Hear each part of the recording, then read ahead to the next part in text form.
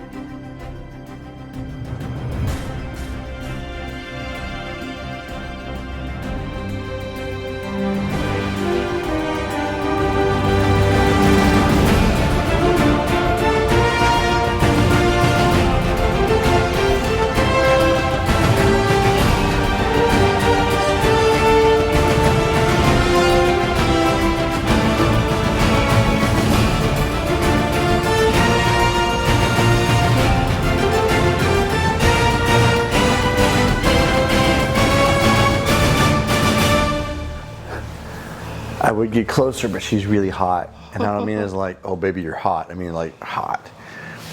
She is oh baby hot too. Don't get me wrong. Let's pray really quick. Heavenly Father, we thank you for this day, God. We ask as we make this next video, we're going to be talking about some things that are rough. And they're going to bring some things home.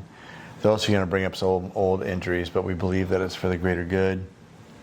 We were hoping and praying that our testimony, the one you delivered us through and are still delivering us through, will help other couples and other people get through this thing, because it's pretty crazy and it is an addiction. So God, we just thank you for who you are.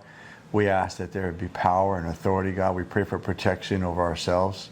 We pray for protection over those that are going to be watching this video, that you would bless them and that you would, God, let healing happen and God, bring light to sin.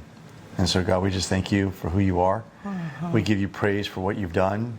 We have glory and victory through you, and it's through you that the victory belongs. God, we give you all the glory. We give you all the praise in Jesus' name. Amen. Amen. Well, by now, I will probably use that as the excerpt to the introduction. So people are probably going like, this is going to be pretty tough. So how are we going to tell people we're getting a divorce? I'm joking. Not happening. She'd have to kill me. Mm-hmm. I love that she laughed like right away, like you already had your chance. So actually today we're going to be talking about something that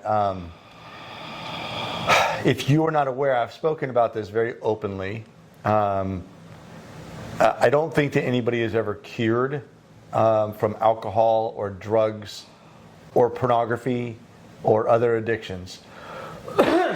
I believe what happens is that every day we wake up and we have a choice. We have a choice to follow one path that leads to sin, or we choose another path. And that path is a lot more difficult because this is kind of easy, especially the way the devil makes things happen. And so I asked Lisa, because I think that too often people think this is a guy issue.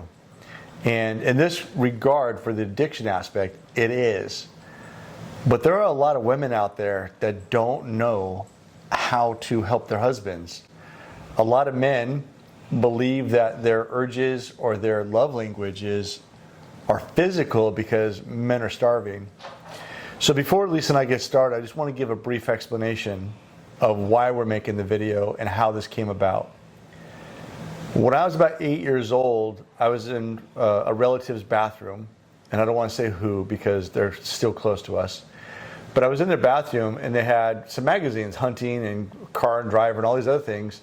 And then behind that was a Playboy. And being a kid, I knew what a Playboy was. I wasn't stupid. I knew it had girls in it. And at age 8, I really wasn't into boobs and all that stuff at the time. But when time progressed, I did. And so I remember being in 5th or 6th grade, and one of my neighbors said, "Hey, I have a porno. Do you want to see it?" And this is back in the day where it was beta tapes, right?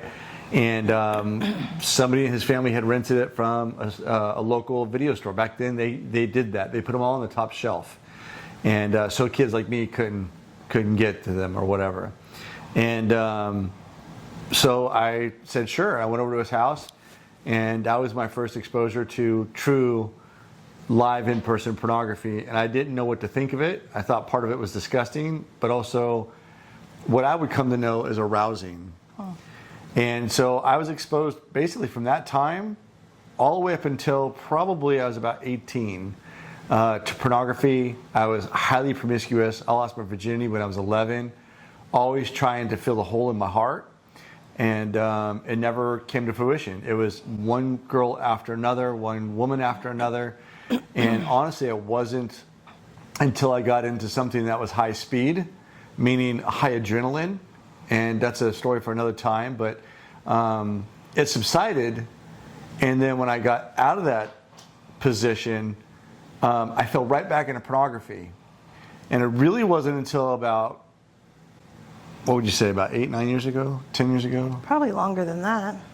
It's been a long time, but somebody suggested that I read a book by Stephen Ottenberg called Every Man's Battle.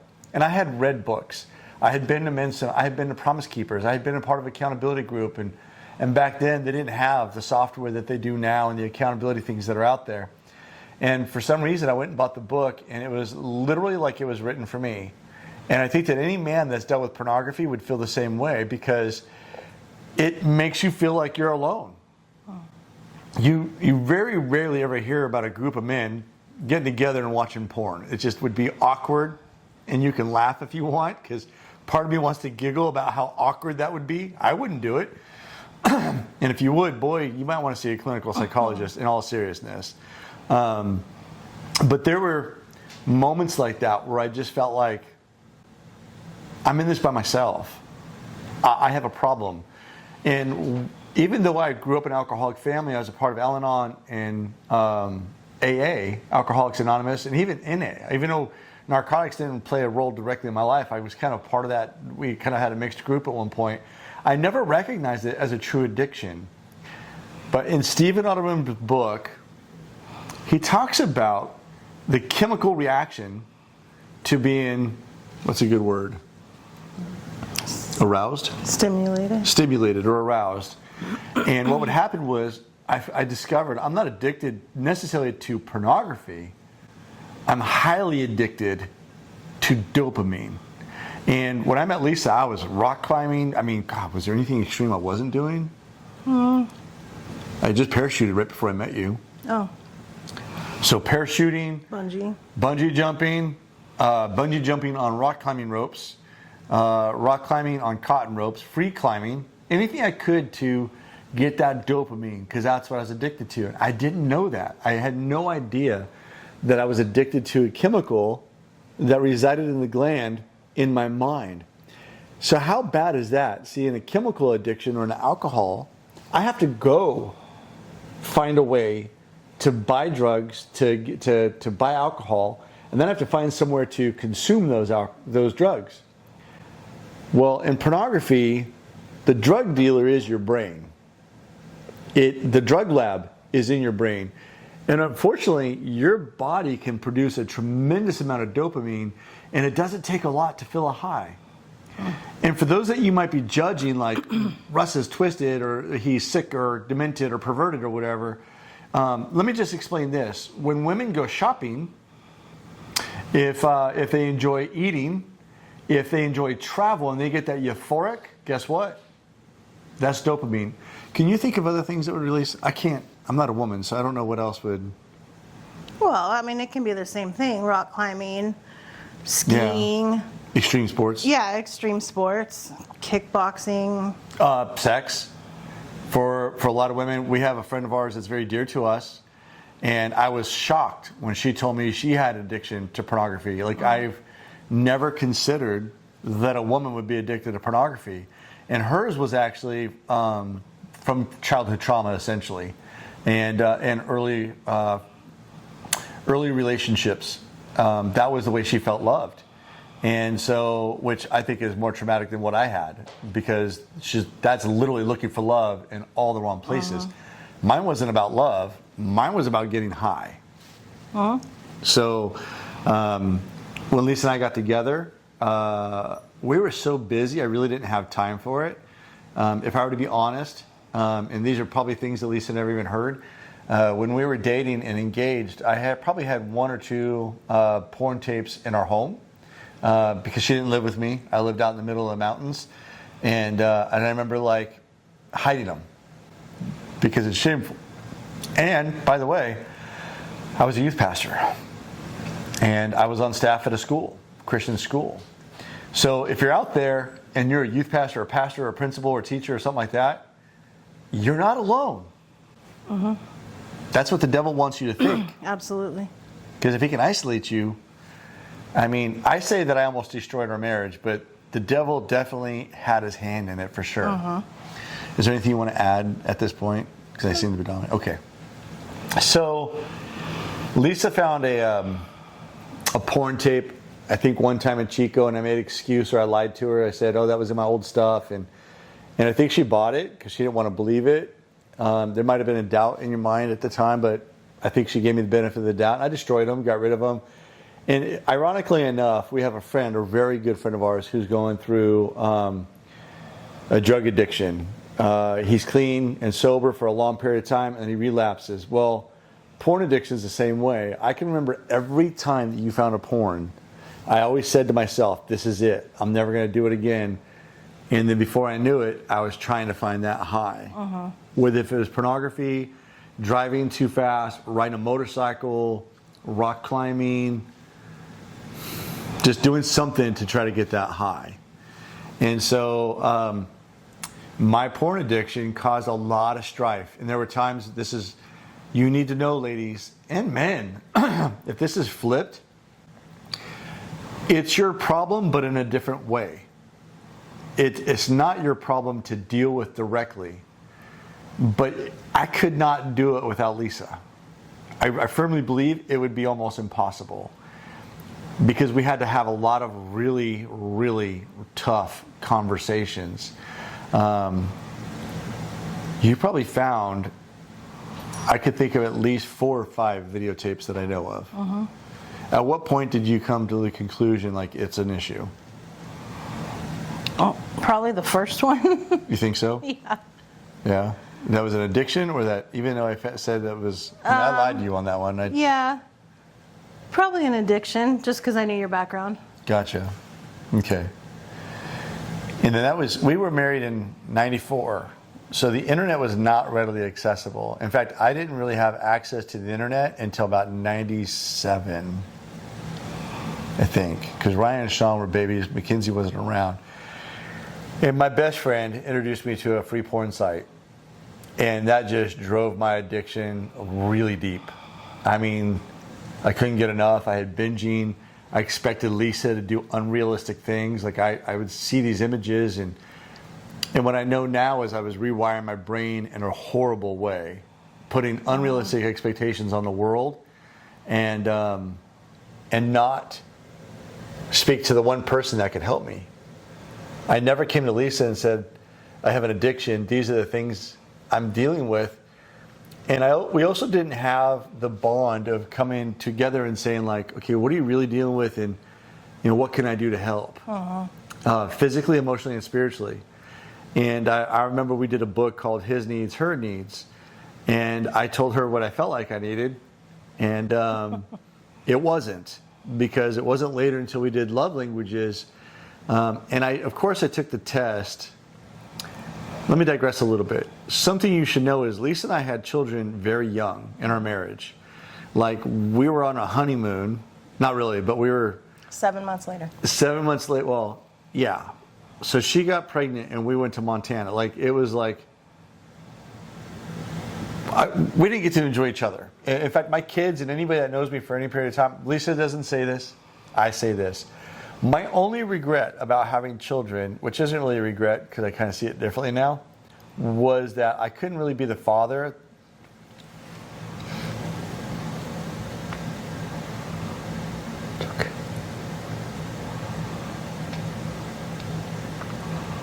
That you built up in your head to be.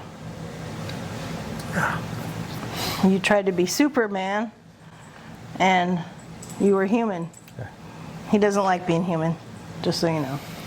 Nope, I came prepared this time, by the way. Because I think this is, maybe more painful for me because I don't like that things have control. No, because you tell them what to do. Yeah, it's like, and I'm trained to do that. Like, I'm literally trained to tell my body, don't hurt. I'm trained to tell my emotions to shut up. And I did for a long time, which wasn't good because then it came out in explosions and anger and frustration. But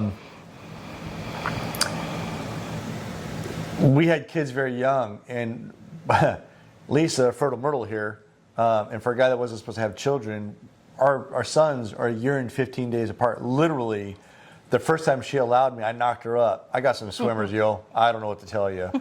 And honestly, and not to get too much, but Lisa's libido with Ryan was off the hook. It was like my dream come true, but I was terrified. I was really scared. Lisa's like, come and get me. And I was like, I'm afraid. Looking back, I would, never mind. And then with Sean, because it was so close together, and there wasn't complications, but there were some concerns. Then it was like hands off. And here, fellas, if you got young children, let me speak to this. Until you stay home with your kid for over a year, you will never, over a year, not the weekend, over a year, you will never understand the amount of energy it takes to rear a child. You just won't. And for the guy that's thinking you might and be tough, try breastfeeding. My nipples were tender forever. Just joking. I'm trying to make light of this. So Lisa was exhausted. And so like the last thing on her mind was like giving herself to me. And even though she did, I mean, she was, my wife was my wife. And there were stretches of time, I think we both admit that. But I didn't understand, like, she's exhausted. And her body's traumatized from having a baby and then being pregnant right again. Like, it never had a chance to recover. And then when we went through love languages, it was then that and the first time I took it, I would be lying if I said I didn't bend the rules or taint the questions, because it was asking me questions about being physical. I was starving for physical affection. But I took that as like 90% of the men watching this is going to really, I want you to hear this. I was starving for physical affection.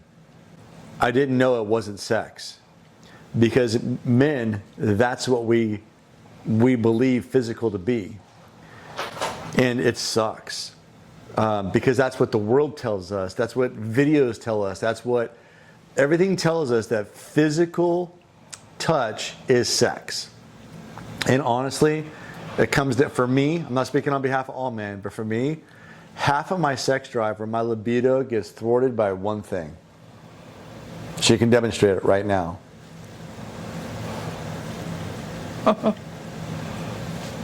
That was it. I wanted my hand to be held. I wanted her to rub my shoulders. I wanted her to kiss my head and tell me that she loved me. I wanted just a touch. Yeah.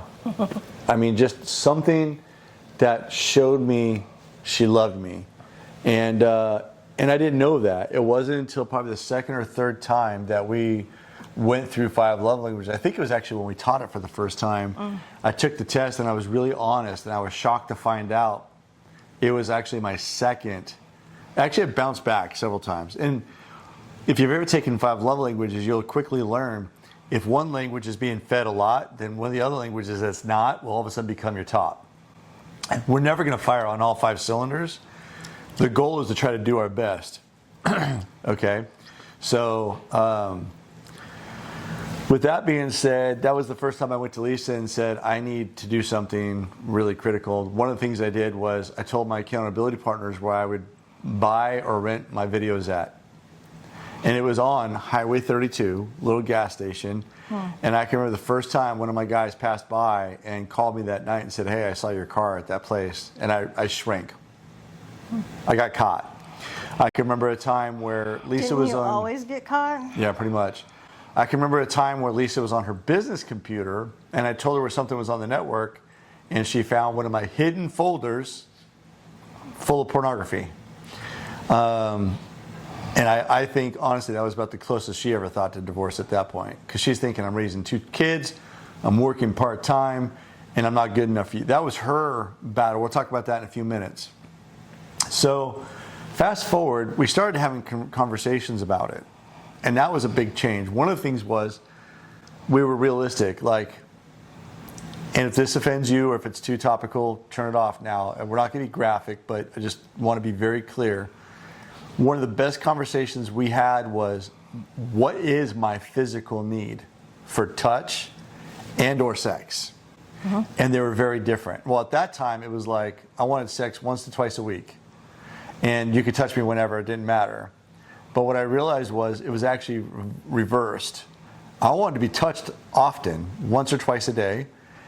Not sexually, just hand something. Now, and Lisa, talking about marrying opposites, is not touchy-feely. She's probably freaking out that my knee's touching her leg right now. It's getting hot.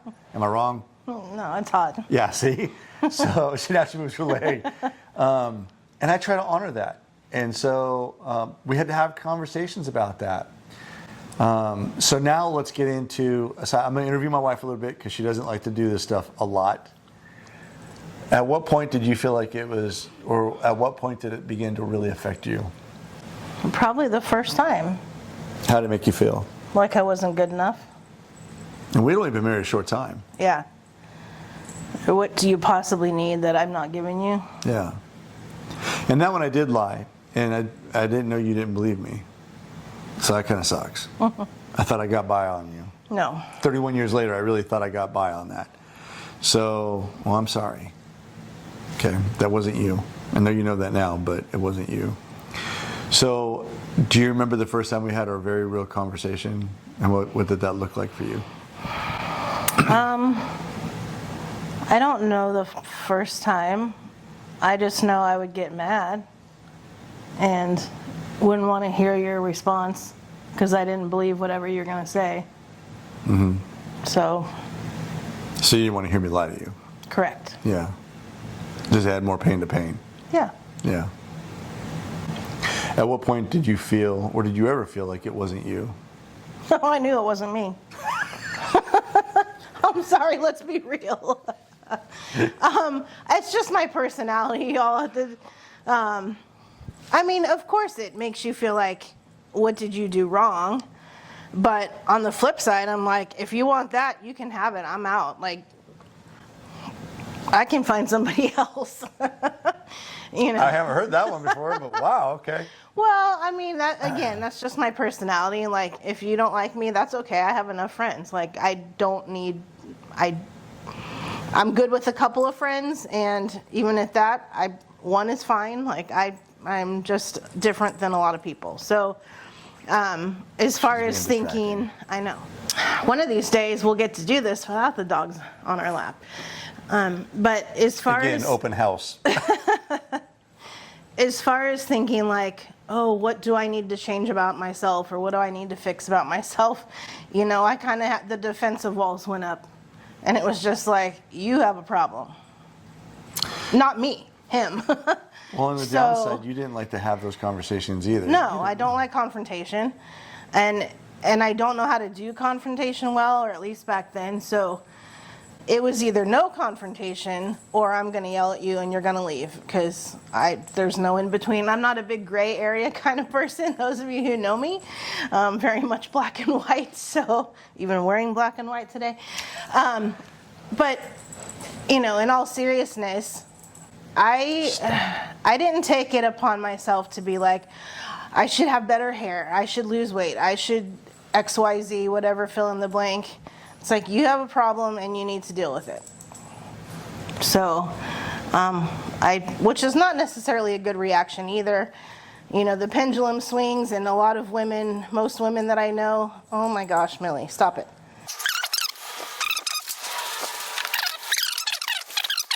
Anyway, sorry for the distraction.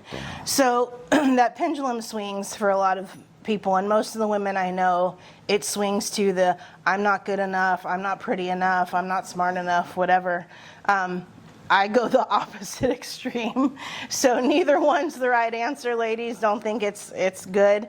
I'm not saying what I do is any right or more wrong than swinging towards you're not good enough, but It was like, okay, I'm fine. You're the one that's not good enough and you need to deal with this. Or you can go somewhere else and I will take care of my family.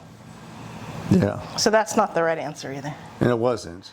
No, Right. because it needs to be our problem, our family, it's not one side or the other.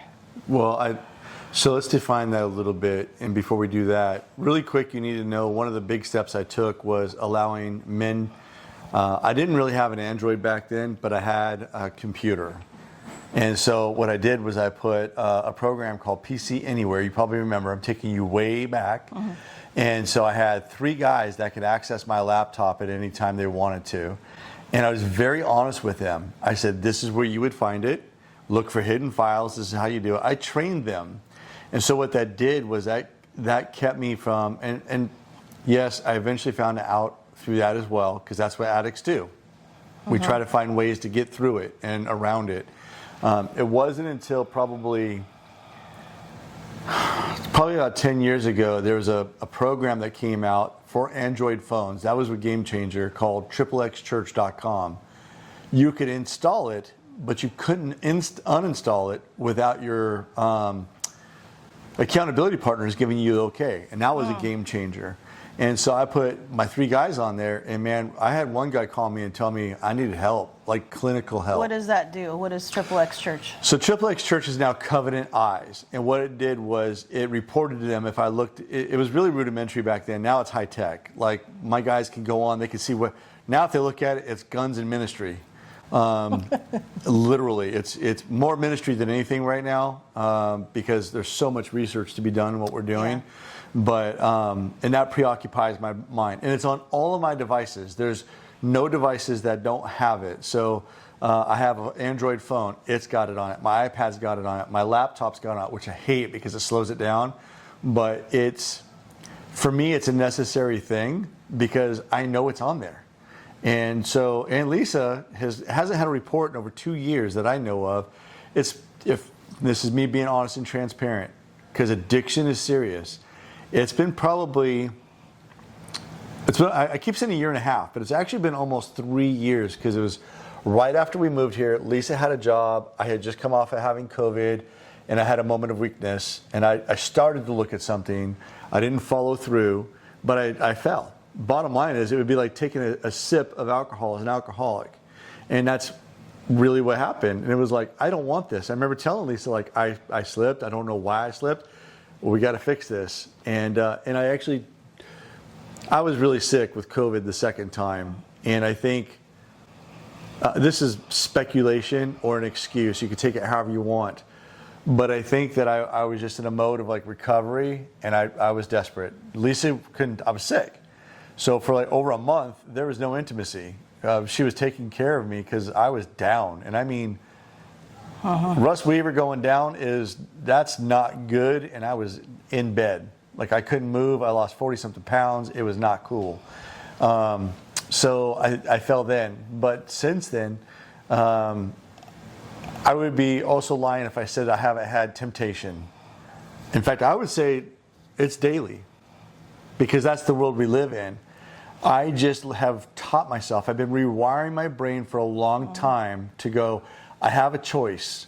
I have a choice. And it's not even about Lisa. I want to expel Lisa from this part. I have a choice to sin and not honor God, or I have a choice to honor God and not sin and go do something different. And I've gotten really, really good at I turn on my phone, and if I have the inkling, I put it down and walk away from my phone. If I'm at my laptop and I feel like it's pressing, guys, listen to me. I run away from the freaking devices. I get away. I've been known, Lisa texted me a couple weeks ago. I was at the hotel, but what's kind of made this whole video is I was at the hotel and I was like, I just got done talking about this, and now I'm starting to think about, I need to get away. And I left my phone. And Lisa texted me twice. I didn't even know it. And until I got back to the hotel room, because I wanted to get my mind wrapped around what just happened. Because guess what? The devil wants to exploit that moment. Okay? And so I want to expel a couple of rumors before we get into like how we conquered it. Do you have something on your mind? No. So the first rumor is it's a guy problem. BS. BS. A study that came out in 2023 and again in 2024, the numbers were very, very small in change. Pornography for men is about 63% of an issue. Okay, of the people that have pornography issue. Well, let me digress. So out of a poll of over 100 men and women on each side, so 200 people, 60% of men say they directly, it was like 63 or 64% of men have direct issue with pornography. Like they deal with it on a daily basis. It's a part of their lives. Of the 100, about 70% knew they shouldn't be doing it. This is non-Christian, by the way. This is just a poll of men, okay, in general. So 70% of men didn't feel like it was something that was right or that they shouldn't be doing. And it was 38% women. Huh. So think about that. Out of 100 women you might see, let's use a women's conference. In a section, out of that section, let's say it's 100 women, 38 women deal with pornography or something of its element. That would it shocked me. I was thinking 3 to 5%. Okay? So it's not a guy problem. It's a sin problem, and it's non-discriminatory. It affects everybody from all walks of life. Black, white, Asian, purple, yellow, pink, whatever color you could think of under the rainbow, it affects them. Okay? The second thing is, you're not alone. Like, that's the best lie the devil tells you. Like, after you take care of business, this lie comes into you like, oh, you're all by yourself in this. Look at the shame you're bringing.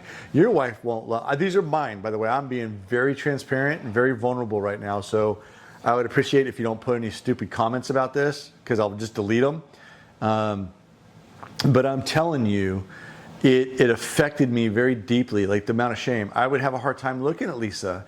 Even when I was justifying, oh, she hasn't given it up in, okay, I'll be stupid on this, 2 or 3 days. Or she hasn't given it up in 30 days. Regardless, it was a shameful excuse. So regardless of how I felt, I had a hard time looking at my wife. Scripture is clear. If you lust with your eye, you've committed adultery. So if you're looking at pornography, make no mistake, man or woman, you're committing adultery. I know you don't want to hear that. And I know it's painful, but it's the truth. And I don't know about you, but I had so many times, even now, one of the things that drives me, I wish I could say it was just honoring God. I wish I could say that. Or just honoring Lisa. I wish I was man enough to say that. The truth is,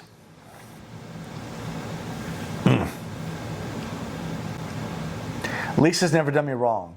She's never done anything to make me feel like she deserves to be hurt. So to look in her eyes and to be caught is worse. And to tell her is just as bad. And people say, like, well, why would you tell your wife if it hurts you? Because it's together that we do it, okay? And make no mistake, they'll know. Yeah. There were times that I found stuff. I was never looking for anything. I was like trying to find the receipt I needed for returning some shoes, or, you know, trying to look for the pictures we took last year when we went to grandma's house, you know, something like that. And then lo and behold, I'd find a tape. Yeah. So, you know, your wife or your husband will find out. Don't think you're a good enough liar to not have them know something's going on. Yeah. And the third thing is, because you're not alone, if you are single, then you have a very real battle ahead of you. I would recommend, man or woman, you surround yourself with 3 to 5 other men or women, opposite sex, y'all. Okay? No, same. Yeah, same sex. Men with Sorry. men, women with women. Yeah. I'm just a big dumb animal, folks. So, because before that accountability software came out, that's where I made very little headway. But it was the only headway that I made. It was by having guys ask me on a daily basis or stopping and praying with me. When I was really struggling because I didn't want to hurt Lisa, I would call my friend and be like, dude, I need you to pray for me. And one friend in general, his name is Dick Roberts, he would, every time he took my call, Every single time the man took my call, and he never let me down. He would stop what he was doing. He'd be on his motorcycle and pull over on the side of the freeway because he knew if I was calling him, I needed it. I needed a man to stop and pray. And because guess what?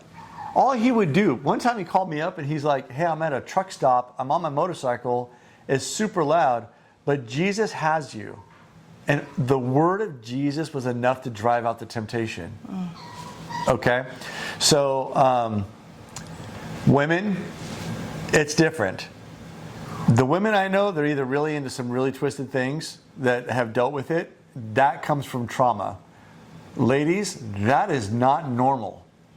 If you're watching this and you're thinking like, you don't know me, I'm a freaky deaky deek, I'm telling you, God wants more for you. God wants more for you. That is not the life He wants for you. Okay? And then the other one is, men, if you're not being romantic and loving on your wives and dating them the rest of the week when something's not happening, they're looking for that. Most women look at softcore porn. Out of that percentage, it was like romantic things where, you know, a man would hold her in the eye. It was graphic. Don't get me wrong, porn's porn. But that bought into it. And guess what happened with women? The same thing that happened to men. It went from softcore, and it got harder and harder and harder and harder and harder and harder, into some really twisted, sick, and perverted things, because that's what the devil wants for you. Okay? And that leads into number 4. If you're married and you're trying to do it on your own, let me tell you, there's nothing more powerful than a praying spouse. Period. Okay? When I went to Lisa, probably the 10th or 15th or 20th time, it was hard. It was difficult. And in fact, the last time that I really got caught, I was at a Boy Scout thing in the mountains with my son. And something in my spirit wasn't sitting right. And I get this message from Lisa. Why did I just find this on your tablet? I had a little Samsung 8 tablet. And I right when she said that, I was like, crap. And I was like, well, how'd you find it? Because I was curious. Like, why are you using my tablet? Like, that would have justified it, right? But I asked. And she says, your alarm went off. Don't come home. I don't want to see you. Give me time to cool off. And so I told my son, I said, hey, I need to go off by myself for a little bit. And I went off to a field and I prayed. And I'm like, no. She doesn't get to be angry and and hurt. And I get to be alone and confused because I knew Satan was going to capitalize on it. And I came home and we had 3 or 4 really tough conversations. I think what caught Lisa off guard was I owned it. From minute one, right when she said it, I was like, yes, I fell. Yes, I made a mistake. No justification. You have done nothing wrong. I don't know why I did it. It is what it is. But I want to talk to you. And that gave me a chance to talk to her about something that was in her life. And it wasn't me repointing the finger. It was more of me going like, look, all of our poop stinks. We all have something. We all need to address it together. And we got to get through it together. I can't do this without you. So you can abandon me. And I can try to keep doing this on my own. Or we can keep trying to get through this. And like I said, I would be lying to you and to my wife if I said I haven't had moments or since then. I have. They get further and further and further apart. And I think I hate to admit this, I think a large part of it has to do with a couple things. One, my faith is deeply rooted now. Like as you all have seen watching videos and things like that, January 7th, God tipped our life upside down and I went super deep. Like our life has not been the same. My faith has not been the same. God fills me up differently.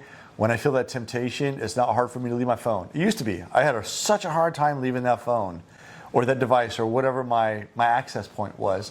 Now I'm like, I'm leaving. It's not worth it to me. The second part is, here's some hope for you younger men. As you get older, your drive does start to subside. Because when I was 17 to 51, my sex drive could light up a small city. And I don't know why. It's just the way God built me. And so let's talk about where Lisa played her role. I think the big part was understanding that my love language is touch. Because when she started touching me, I'm not going to say my libido dropped, but my need to feel that that void in my life for physical attention started to subside. And so what were some of those things that you would do? Or that you'd, because you had to make a conscious effort. I was going to just say that. When that's not for me, if you don't know anything about love languages, I highly suggest reading that. Because it's pertinent to how you interact with other people, how you interact with your kids, whatever. Just knowing how you roll, so to speak. So for me, there's 5 of them, 5 major ones, and touch for me is number 5, which is the bottom of the rung, not the top. 3%, y'all. I will never forget her telling me that. I thought I was doomed. Yeah, out of 100%, I have 3%. 3. So for me, that's all fine and dandy, but that I can't just say, oh, well, that's how I am, and you're going to have to deal with it. That's not fair. Well, she can. It's just not going to work out. That's like him saying, well, you only like it 3% of the time, but I like it a lot, so I'm just going to touch you all the time, which wouldn't work. So I had to make a conscious effort. And it's easier now. I don't think about it. Once in a great while, I think, oh, it's been a little bit. But seriously, I'd sit down and be like, oh, yeah, I should touch his leg. I like to think it just comes natural. It does not. Or just walk by when he's sitting in the recliner and just, sorry, I want to smear your glasses, kiss him on the head, touch his face, scratch behind his ear. I love when I'm sitting in my chair and she puts lotion on my head. Anything. And I would say, I think Pastor Dave gave us an analogy a long time ago of, and he's not original to it, but like if you do something for a certain amount of time, it becomes a habit. Yeah, eventually a habit. But 7 times. It's all these different things. Sorry, I wish 7 I was days. better at it right now. But anyway, it takes a while. I think it's 21 days to become a habit. So literally for 21 days, probably for about 40 for me, because it's just not my thing, I literally had to say, did you touch Russ today? And it's not sexual. Of course he would like it to be, I'm not going to lie. But, squeeze his hand, touch his shoulder, give him a hug, whatever. And it might have been hard initially or challenging because I just don't, it's not on the top of my mind. Amazing to see how he responded to that. Amazing. And it was like, you have a little puppy dog that they just wag their tail and they're so excited to see you. Oh my gosh, doing this, he's like, inside. He didn't do it outside once in a while. But just knowing that that's what he needed. And you know what's amazing to that?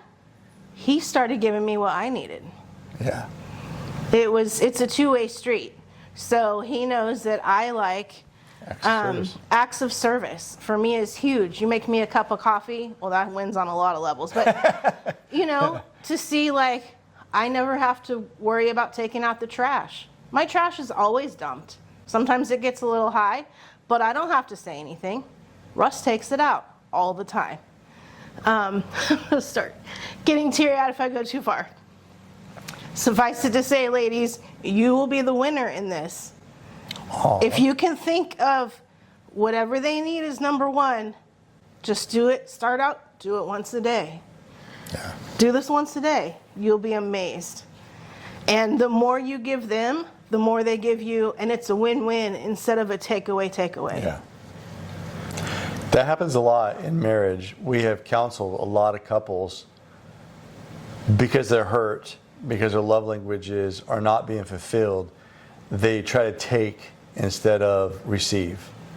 And Lisa's, so her top two, one is acts of service and the other one is quality time. And so that's changed actually, but we'll use that. So acts of service is a big one for her. So if she can come home and relax and she doesn't have to worry about a lot, then I keep the house clean. I make sure that she has a clean bathroom. I make sure, I don't do her laundry because she doesn't want me to. She had enough things turn pink and blue over time that she doesn't want me to do it. Not true, but it makes good. She likes to do her own laundry. That's fine with me. Even dinner when she has a long day, I try to have that ready. Or I try, just It's her love language, and for me, it's not a big deal. In fact, I'm a servant at heart anyway, so I kind of fit in. Quality time was a huge challenge for me because sitting on the couch watching TV for 2 or 3 hours, depending on what it is, especially probably 10 years ago, you might send me to the dentist and yank out my teeth. Like, I didn't want to do it. I wanted to be outside. I wanted to be on a bike. I wanted to be doing something, not sitting in front of a TV. And let me speak to that one just for a second. For you guys who think, oh, well, I took my wife to dinner, so I was with her, but the whole time you were doing this, and she was sitting there looking around, tapping the table because you're on your phone, that is not quality time. Because we experienced that too. Well, not. No, we did though. It's yeah, okay. but that wasn't really our thing, but I see that a lot. And vice versa, ladies, you do it too, because I know I do. And that's not quality time. That's, unless you guys are together looking up where can we live in Scotland, that's quality time because it's going to be where we stay.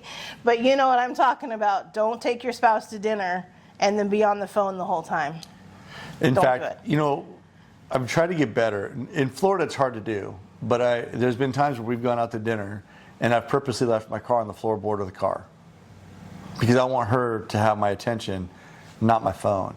There was a time, I thought that's why you were bringing it up. There was a time where my jobs, and I mean that because I was a retail manager for a really busy retailer, and I was in top management, and I seemed to have the answers, or I would answer my phone. All the time. So there was times where my phone, I would get 100, I think the top count was 163 phone calls in one day. 163 phone calls in one day. I dreamed about running it over with my car. Yeah. I would have to charge my phone all the time. And my excuse was, I'm providing for my family. Now, I'm looking forward to retiring my phone. In fact, when we moved to Scotland, the only phone I'm carrying is the phone number for the ministry. That's it. So I will know, like, it has dedicated hours. So if you want to get a hold of me, call Lisa, because the phone is enough distraction as it is. And imagine this, we actually did life before the mobile device. And I watched so many people going like, well, my kids have to call me. Tell them you're at Outback. Give them the phone number. Leave your phone in the car. Oh, what if I'm driving? So, okay, 20 minutes? You're not supposed to be on your phone while you're driving anyway. We have friends who, if you were to turn their cell phone off, I think would wither up and die. Yeah. No, I'm thinking of one specifically. That person literally has it sit in front of them and will not shut it off or anything for anybody because that person is so worried about what their kids might be doing. And the worst parts of that is their kids are adults. Like, they all have their own lives. And my heart just goes out. I mean, if you think about it, the devil's using a device that could be set for freedom as a way to hold for people, right? So going back to pornography, the love language thing was a huge breakthrough. The other one was, there was a time where I left my phone in our room or in a basket or got away from it altogether. The accountability software is a big one. And really where that game changed was when we moved to Seattle. I got a new phone. I went from an iPhone back to an Android. And when I put what was now Covenant Eyes on that phone, it was fairly new. I was looking for XXX Church. It doesn't exist anymore because it's now Covenant Eyes. When I put it on there, I chose to put Lisa as one of my accountability partners. And that really, putting her on there, she was going to see anything and everything if I messed up. And it was always like, if I was driven to do something, I was worried. And again, with addictive behavior, I tried to look for workarounds.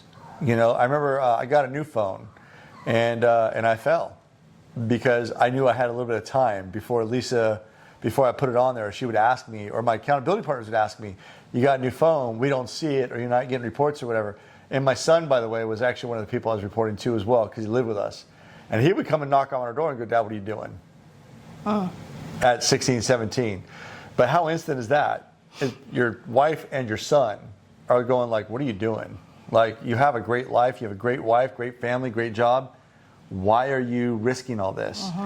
And so going back, I'm still an addict. It's still prevalent the struggle is prevalent in my life because, again, every morning I have to wake up and make a conscious decision. What direction am I going to go? In the middle of the day when Lisa's not around and idle hands are at work, I have to make myself busy because if I don't, I'm an addict. And I feel like you should be saying something. Like, is there something you want to add in that? Not specifically to that. I had some more Go ahead. languages, but Well, this is not a class on love languages. We'll do another one on that too, because I think that is. I think that. Well, kind let of me goes just along with add. I can get it into this spot. If you are in a situation where you think, but my spouse doesn't love me, and maybe that's why. Yeah. You know, I'm turning to this because they don't judge me. Whatever, I'm vicariously living through someone else who's totally fake. Totally fake. It's true. It's because that our love languages, the way we show love to our spouse, is usually what we need. Yeah. Right? It's easy for me to want to do stuff for Russ, like, ooh, I'll pick him up a strawberry shake from Chick-fil-A on the way home because I know he likes them, or just whatever, have your water sitting by the edge of the bed, anything that I know he enjoys, like, just to do it because that's how I would get love, to see like, oh, it's being taken care of, I don't have to think about it.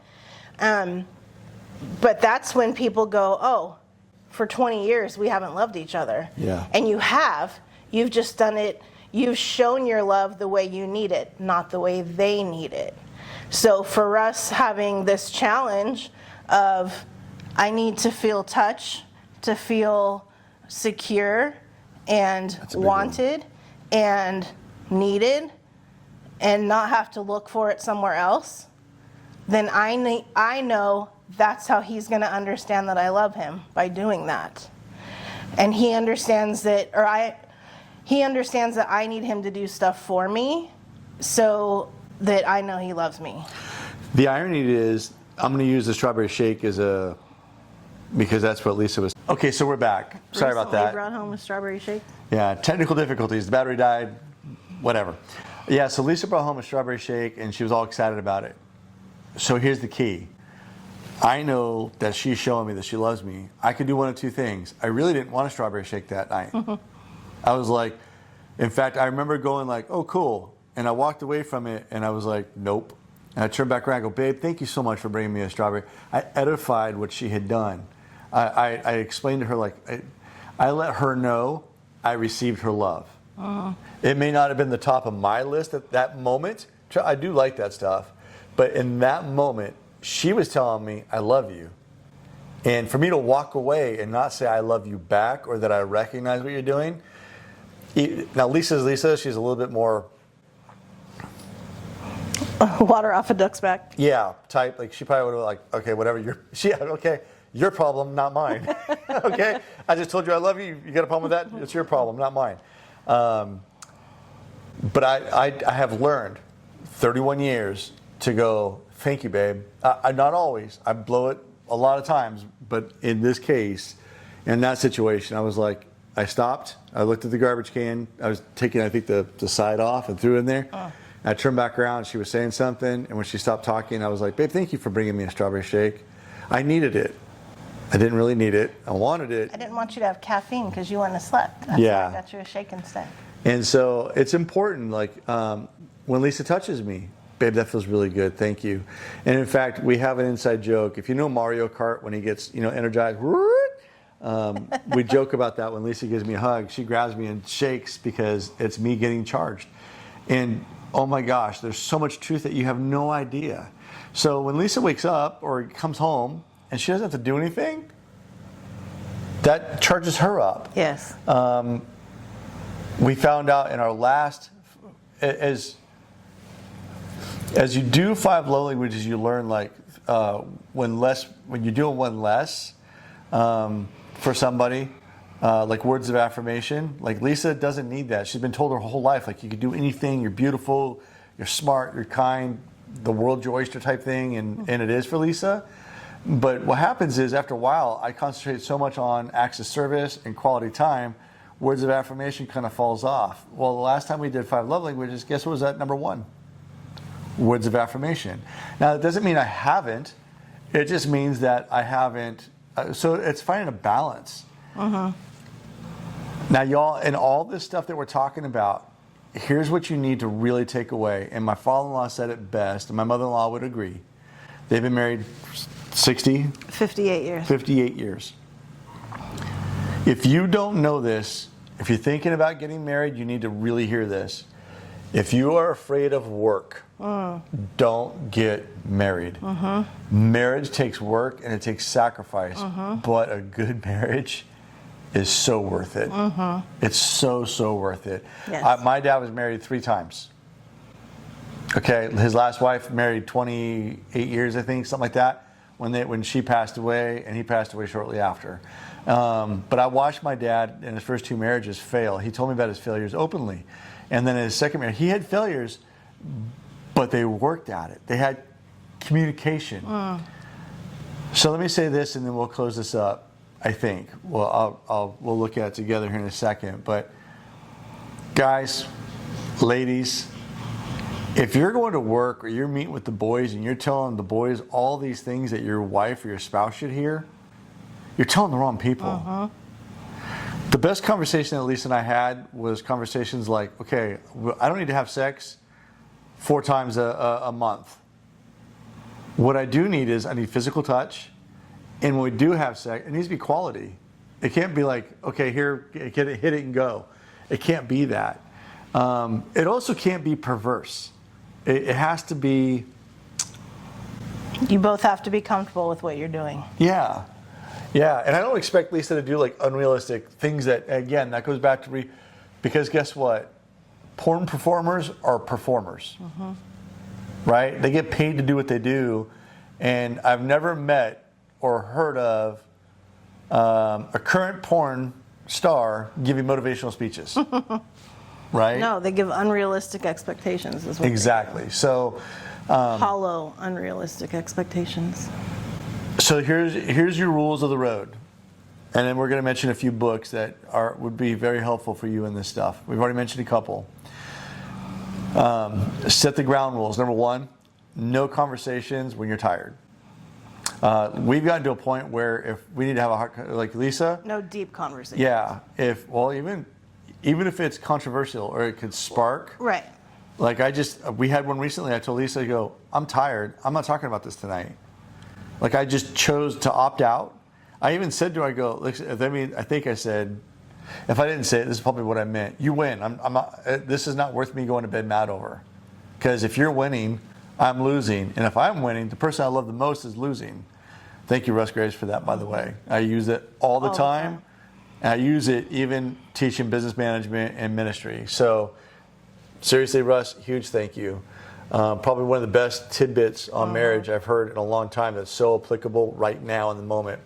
So that's rule number 1. Rule number 2, fight fair. We have rules. We don't raise our voices. If we get to a certain point, we take a break. And that can be hard because when you feel like you're winning, even though they're losing, and you have that moment, it's hard to go like, wait a second, let's take a break. And this one drives Lisa nuts. I don't recommend it, but when we get into it, this is what I do.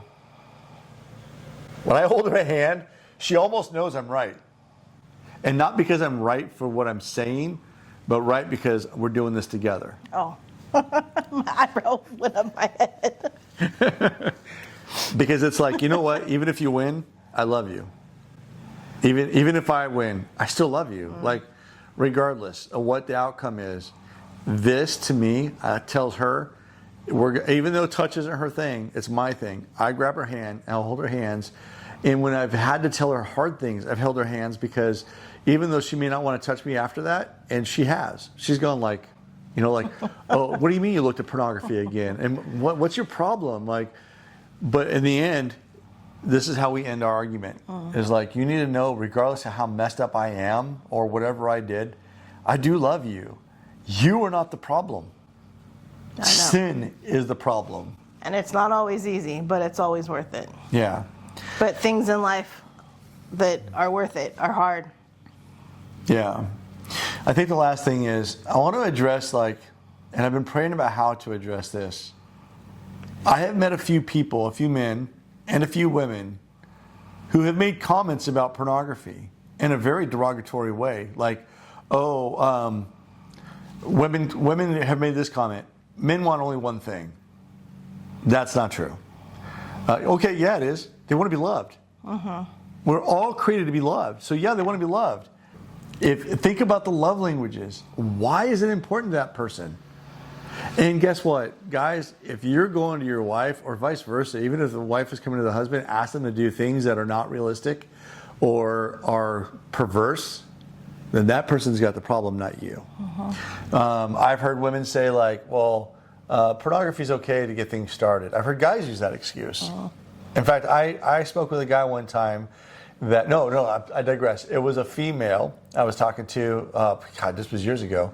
And she had said, and where she said it was kind of in a weird spot, but she had said that her husband requires an hour or two of watching pornography so that he can come to bed and they can have sex. No. And my heart broke for both of them. Because here's a man that... He's believing a lie. Yeah. The wiring in his brain is so warped that he needs to view that stuff. And then on top of that, the wife has to accept that. No. That's not right either. And so I've heard men say recently, I kind of came down, I don't know where it came from, but it was like basically if you watch pornography, then you're not a man or you're not a man of God or something in that regard. And it was like, no. David was so messed up in so many ways, and God called him a man after his own heart because God, he knew he blew it. I mean, he's talking about a man that murdered another man so he could sleep with his wife. Yeah. And in the end, God says this is, trust me, theologically, you just kind of look at that and go like, well, how does that happen? But when you look at the context in its entirety, it completely makes sense. And so, for everybody that might be watching this video, you're not alone. It affects millions of people every year. During the pandemic, it was estimated that pornography was a $20 to $30 million industry before the pandemic. $20 to $30 million industry. When the pandemic hit, that number shot up. In 2021, they retook a toll. And they do that they could petition taxes from adult-centered companies. It was a $1.2 billion industry. Wow. So you can't tell me that number one, society, TV shows like Friends, who make fun of pornography and act like it's okay, contribute to the problem, because it's not okay. It's not okay. But the worst thing you could do is believe that you're in it alone. And the worst thing you could do is believe that pornography is the real issue. I am willing to bet that for most men or even women out there, it's a dopamine issue, and pornography is a trigger. Find a healthier way. Find a healthier way. And I would say pray. Pray like crazy for your spouse. Put your hand on them and pray for them. And have hard conversations. So let's talk about books. I'm going to let Lisa mention one or two of them because she'll know what they are just by what we are. But there is a book by Craig and Amy Groeschel, and it's called Fight Fair. That's not right. Fight Fair is what I was going to say. Yeah, Fight Fair. I think. And if that's not it, just look up the marriage book. They wrote it together and co-wrote it together. And man, they write some hard things in that book, and every one of them is true. And they also have the video series online. If you go to, if you Google life.church Fighting Fair, it'll bring up the marriage series almost right away. It's all free. You can even download the small group book and go through that as you're going through the series. And the notes that go with it. And they lay their life on the line. I mean, they're very vulnerable, very transparent. I have to say, for Pastor Craig, he's my former pastor. In fact, I think that's one of the series that won me over. Because to be that transparent, you're opening yourself up for a world that hates God and loves sin. And I'm sure he just took a beating over it. But God prevails in the end. What's another book? His Needs, Her Needs. Russ mentioned that earlier. I can't think of the authors right now. I can't either. But it's really good. It talks about, well, pretty self-explanatory, his needs, her needs. But it's really good to open up your mind to what the other person might be thinking or might need. Like for me, I was an only child for quite some time, and my sister came along, but I don't have any brothers. So I had no idea how men's minds work or don't work. So just some of those kind of points, that's really good to see and read it together, or read it separate and then talk about it together. That's a huge one. And then, well, of course, 5 Love Languages. Chapman. Yeah. By Gary Chapman. Gary Chapman. And then there was one other one. Love and Respect. Yeah, I think that was the one I was thinking. Love and Respect is another cool one because, and Lisa and I kind of switch roles in this. Most women want to feel loved, and most men want to feel respected. Now, yes, in my DNA, I want to be respected, but the truth is, I'm the emotional one in this relationship. I need to feel loved. Lisa needs to feel respected. And respected is, I mean, if you look at you look at the top 2 or 3 love languages that you have, they really say respect. Yeah. Right? And so, and you know what? I'm okay with that. Like, if that's how God has built me, I accept that. I receive it, and we've learned from it. So those are 4 really good books. Out of the 4, the top one, in my opinion, is The 5 Love Languages by Gary Chapman. The video series is free on youtube.com. You can do it today. And I'm going to end with this. If you don't take your marriage serious, who is? Well, I was going to say, do it together. You know, I would say it's easy to say that if I hadn't, not going through it before, and you can go like, oh, well, you don't know. I do know. Trust me when I say I'm very independent and very much want to do stuff by myself.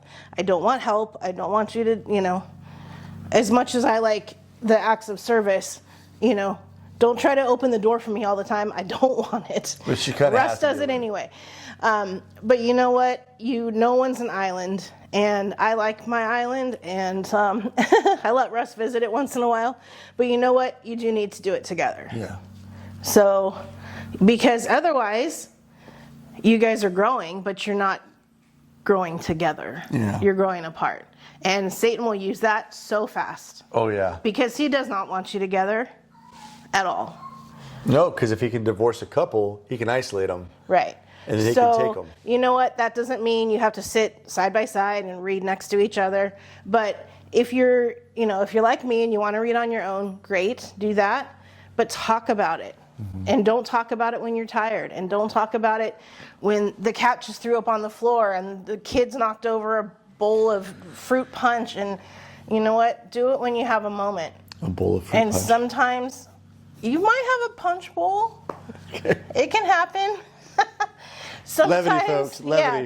Yeah. And you know what? We deal with stress by humor, so I'm sorry if that offended anybody, us joking around, but it is a serious discussion. And sometimes you might just have a moment. That's okay. Have that moment to be like, hey, I really love this point they made in the book, and move on with your life. And maybe you have some longer time later to talk about it. But if Satan can split the 2 of you up, he's golden. And the best thing for me, because I like competition, is to make Satan mad. Oh, yeah. If we're together and we're on the same page, he's mad. And that just makes me so happy. So if you're single, by the way, all these books apply. In fact, I would recommend them to you because you will go into a relationship way ahead of the curve. Way ahead.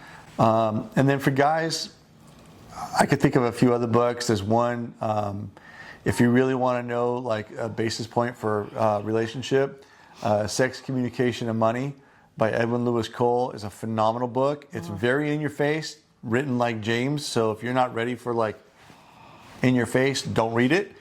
The Power of a Praying Husband, The Power of a Praying Wife. That was Stormy O. Martin. Phenomenal books. Because I would pray for Lisa, and I would, I don't want to say it like this, but I'd pray for sex, but not the way you might think. It wasn't like, oh God, let me get lucky. It was like more like, God, make me the husband that she wants. Make me desirable to her. Make me, and let me see things differently. Let me learn to love her the way she needs to be loved and things like that so that she can love me back. And that by itself was an avenue. I was going to say, and thanks to Ernie Weston, who helped Russ with that tremendously. We say you can't outgive God, which is 100% true. You just keep giving and giving, and he gives way, way more. But you also should be trying to outgive your spouse. Outserve, yeah. And outserve. And you know what? You think, again, back to earlier when I said, it's sometimes hard because you want to do stuff for you, not necessarily for them, especially when you don't like them. And that's okay, by the way. I always love this one. Once in a while, I don't like him so much, but we get through it, and vice versa. But anyway, if you try to outserve them and serve, doing things just, you might think, at least initially, it's not fair. Why should I have to when they're not doing something? It's amazing, the results. Yeah. It's amazing. That's from Fireproof, which is also a good book. That's what I was going to go. But just, the more stuff, and I didn't notice it for a long time, I think, when you started doing stuff for me. But you will eventually, your spouse will notice that they're doing something for you. And you know what what it makes me want to do is do stuff for him. Yeah. And then he gets excited and he does more stuff for me. And then I get excited and I do more stuff for him. So jump on that bandwagon of trying to outgive your spouse, because the results are incredible. I did so Fireproof is a movie with Kirk Cameron, and we'll landed the plane. And there's a book that his dad gives him in the movie called The Love Dare. And it's 40 days of loving your spouse. And it's applicable to men and women both. It's very well written. I think I was on day 63 when she realized something was different. And I didn't tell her I was on day 63. I just kept going.